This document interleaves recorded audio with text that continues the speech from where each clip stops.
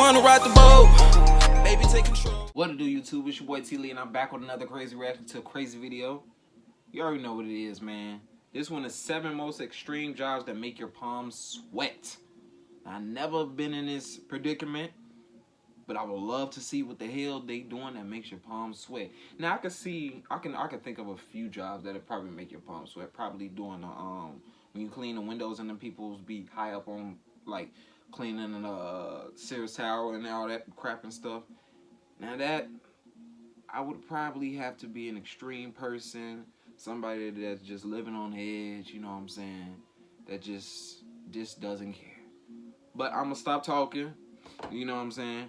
And we're gonna get straight to this video like we already do, you know what I'm saying? Let's get straight to it. 3, 2, 1, let's get it. Want to see more cool videos on our channel? We do. So press this bell and enable to send notifications. Number 7, glass cleaner.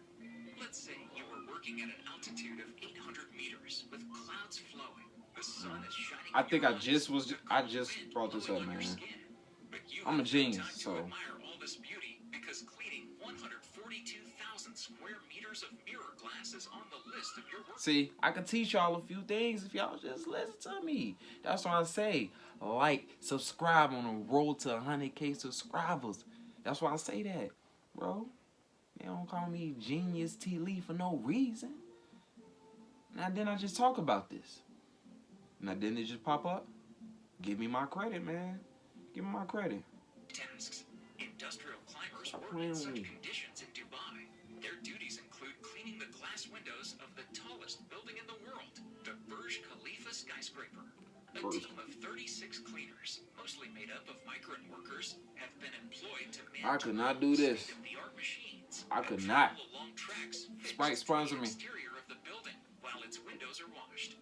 The work is a mixture of the latest high-tech developments and a good old sponge with soap. A special coating on the glass stops ultraviolet rays and repels dust to a certain point. No But sooner or way. later, a system of 12 Nah, cradles located along I'm the good. walls of the building starts They ain't to doing work, this. and the spire of Burj Khalifa is the top level. But hold on. And since I know these dudes get hella bread. They got insurance like a mud. They better have insurance, because doing this is risking your life. You don't know what could happen. It could be a windy day, and your ass could just get blown away in the wind. You could just get caught in the wind. You know what I'm saying? Just blow your ass away. I know they got insurance, man. are too heavy for it, some climbers Think I'm have to finna be climb up. working that? Shit. Number 6, lamp changer. Lamp Famous changer. analog TV Oh, and radio you know, I thought they stations was talking about like decoder actual lamps. I'm like, what the fuck? Why would you? reaches 600 meters in height. Fortunately, there are no windows here, but there is another everyday problem. One has to change the light bulb at the top of the mast every few months it is used to transmit a signal, as well as to warn pilots of aircraft and birds. It's hard to believe, but the lamp replacement is the same as in your kitchen, that is, by hand. On their way to the top of the tower, climbers only rely on 2 carbines, which have to be permanently reinforced. The staircase step strength and the icy calmness. Well, and the important thing is not to leave the light bulb on the ground. Number 5, oil. Hell no. Oil man seems to be a rare, enviable profession. Brand new suits and the smell of fumes, which can be smelled a quarter mile away, those meetings and sky level of income. But in order to get to the top, that is not enough. Therefore, we will tell you about brutal and strong guys who really pump the oil and not just collect interest from its sale. Oil drillers are away from civilization in basic medical care for long periods of time. When dealing with flammable substances, they are at risk of suffering from fire or No, I'm good on that. every second of their working day, and constant physical stress under the conditions of high temperature, strong vibrations. What about if you slip and bust your shit? I mean, what about if you slip, fall off that shit? What about if you just, man? Isn't it? Number 4, poison extraction. Extracting poison from snakes is nerve-wracking and dangerous for sure. A herpetologist, the so-called reptile specialist, hell holds a no. poisonous snake by the head and forces it to bite a latex membrane on a poison receptacle where the poison is collected after the bite. There is another way in which the second specialist, with the help of electrodes, stimulates the muscles of the snake around the poison glands and makes them react. The question is, what is that risk for? The fact is, this poison helps prevent the effects of snake bites by making an antidote. And in order to make this one, you have to have samples of poison. Besides that, it is also used in many other medications. Therefore, vipers, rattlesnakes, cobra, and other worthy representatives of amphibians have to be shared. Number 3, hot gloves. Imagine the following. Power lines at the height of several meters above the ground. A helicopter flies up to them, and a person lands directly on the wires. This person is conveniently arranged on the wires and begins their work. This sounds like an unrealized script from a James Bond movie, but the... Oh man, you are the GOAT. I respect you. I respect whoever does this.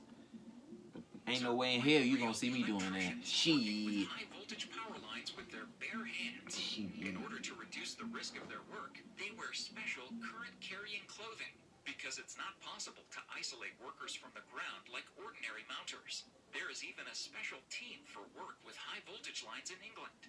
The members are called hot gloves for obvious reasons. Number 2, smoke jumpers. Jumping with a parachute itself is an occupation not for the faint-hearted. And what about those who walk from the side of a plane to fight forest fires in hard-to-reach places at an early stage? In the U.S., the profession of a firefighter parachutist, or as they are called, smoke jumpers, is one of the most prestigious jobs. About 50 people applied for every open vacancy, and there are about 40 vacancies in every state. They say that people in the uniform of Smokies are applauded by ordinary citizens. The development of a forest fire is almost impossible to predict. That in is its elimination, crazy. a full team takes part in which each... I got asthma. I ain't doing this shit. It's not enough to be strong and courageous. The lives of smoke jumpers often depend on the correctly chosen strategy of extinguishing the fire and choosing the place of landing. Number 1, diver welder. Another profession which is faced immediately by 2 elements is a diver welder. These 2 things seem to be incompatible, electricity and water. But due to the intensive evaporation of water and the release of gases, a bubble forms, inside of which the arc burns and equipment and welding electrodes operate under a water layer of any depth. However, this does not negate the need to observe the strictest safety precautions. Difficult work and cumbersome equipment for the diver, poor visibility, and unstable positions are a real hazard. Any wrong movement or even an unpredictable flow of current complicates welding, so it is not surprising that only experienced divers are allowed to do this kind of work. Thank you so much for watching. And if you enjoyed the video, please let me know by clicking the like Alright, button. you already know what to do. Hit that like button, subscribe, turn on that notification bell. We're on a roll to 100K subscribers. I'm telling you, it's 100K subscribers. Let's keep pushing, man. Let's get it. Press start, I passed the moon. To the stars, I see you soon. Took a tap, now I'm going on a cruise.